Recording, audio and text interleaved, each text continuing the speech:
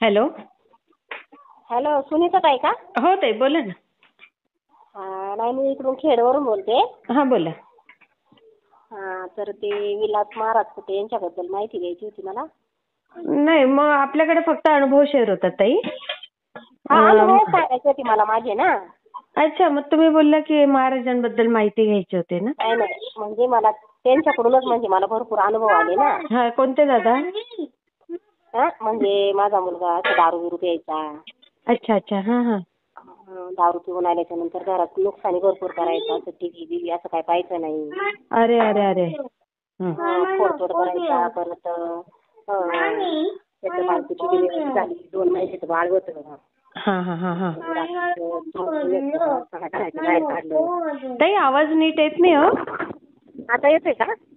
आवाज येतोय तिथला. नाही, मी बाहेरच आले कारण घरात रेंज नसते ना आमच्या.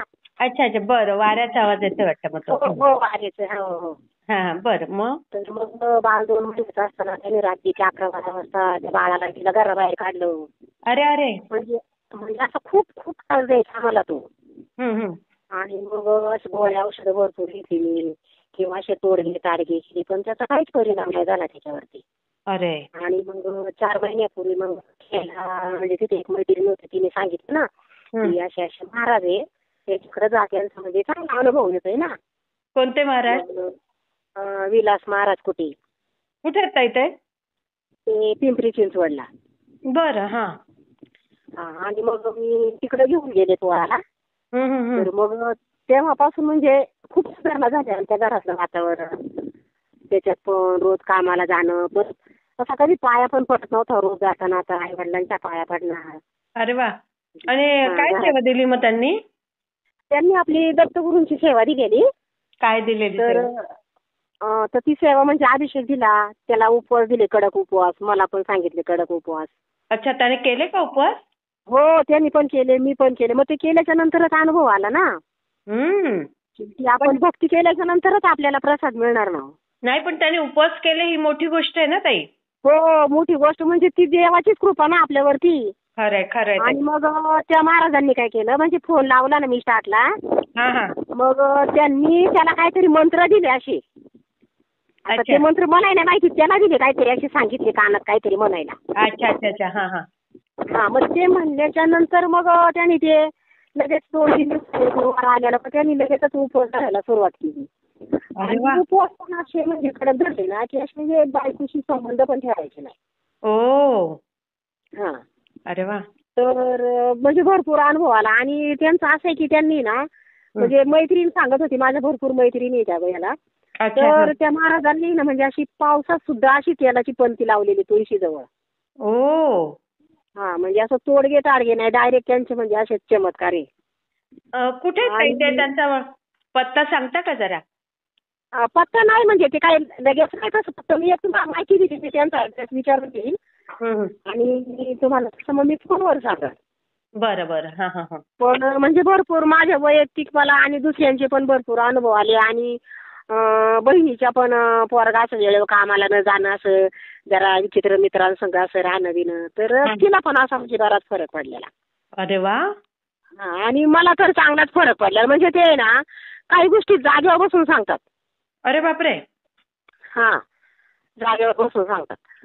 म्हणजे तुमचं पोरगा आता त्याला तिलाही मित्र येतात, त्याला आता चल म्हणतात. तो बोलतो नाही, आता माझे उपवास त्यावेळेस नाही, माझे उपवास चालू आहे, मला यायचं नाही. आणि ते लगेच पोराला आलं, मी विचारायचे का रे आज कोण भेटलं तुला, काय म्हणले का, म्हणायचं हा जोडीदार भेटले, ते असे असे म्हणले मला. बघा.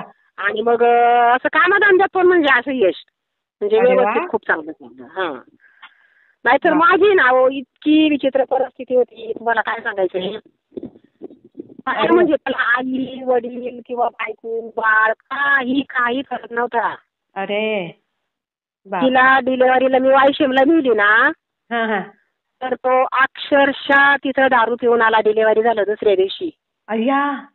आणि दारू पिऊन येऊन सुद्धा तिथं गेटमध्ये पडला. आणि तिची डिलिव्हरी होऊन फक्त 8 तास 10 तास झाला होता. मग मी तिच्याकडे पाहायचं, बाळाकडं का त्याच्याकडे पाहायचं ना. अरे अरे अरे अरे. शेवटी मला त्याच्यापाशीच थांबावं लागलं, कारण म्हटलं समजा वॉचमॅन आले किंवा कोण खाल्लं याला हाकललं बिकललं नसे का कुठल्या हो, हो. दिशेला जाणार आपल्याला पण तिकडचं काय माहिती नाहीये. बाई गो. लय लय विचित्र रात्रीचे पावसाळ्यात आता ह्या पावसात आत्ताच्याच 7 महिन्याचं आहे. पावसात त्यांनी बायकोला मारून घराबाहेर काढली बाळाला घेऊन. आई ग. मग तो अक्षरशः आम्हाला पण मारायचा. मग आता त्याला पश्चाताप होत असेल ना ताई? हो, आता मला पण पश्चाताप होतोय ना. आता सारखं कामावरून आल्यावर बाळाला घेणं बोलणं, आणि आपण म्हणलं ना का रे तू किती त्रास दिला त्यावेळेस, तर जाऊ दे ते विषय नको काढू म्हणतो, मग मला टेन्शन येतं ना. आई ग. आणि मग आता आपल्याला पण असं वाटतं चांगलं चांगलं कशाला बाहेर बाहेर पहिलं नाहीच काढायचं काढायचं ताई. झालं गेलं गंगेला मिळालं म्हणायचं. हा, आणि तेवढाच मुलगा आहे मला पण. अरे वा, खूप छान ताई. तुम्हाला नाव हा, सांगायचंय का? हा, नाव सांगायचं नाव? माझं नाव मंगल. काय? मंगल मंगल. बरं बरं. हा हा हा हा. हा हा. तर ते मला मैत्रिणीकडून कळालं ना, त्या मैत्रिणीकडून नंबर घेतला ना शेअरचा, माझ्या मैत्रिणीकडून तुमचा. हा हा हा हा. तर म्हटलं आपले अनुभव शेअर करावा, जरा सांगावं ना. तुम्हाला खूप छान अनुभव येतील अजून ताई, याच्याही पेक्षा छान छान येतील बघा. हा ना. हो ताई. हो. तुम्ही अनुभव आणि शेअर केला ना आता. हा हा हा. हा, मी शेअर करते ताई. हा हा हा. श्री स्वामी समर्थ ताई. हो, श्री स्वामी समर्थ.